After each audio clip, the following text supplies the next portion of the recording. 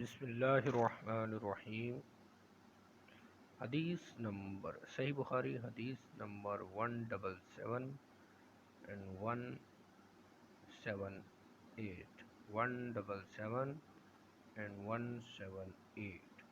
حضرت عباد بن تمیم اپنے چچا سے روایت کرتے ہیں، نبی صلی اللہ علیہ وسلم نے فرمایا، جب تک نماز پڑھنے والا حدث کی آواز نہ سنے یا بدبو محسوس نہ کرے، اس وقت تک اپنی نماز نہ چھوڑے۔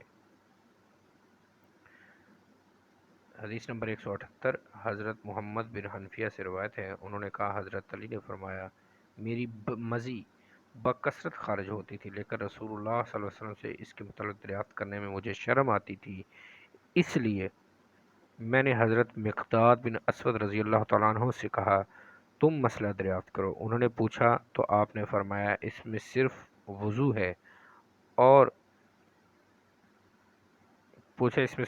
اس حدیث کو شعبہ نے بھی عامش سے بیان کیا ہے۔ صحیح بخاری حدیث نمبر 177 178 177 178۔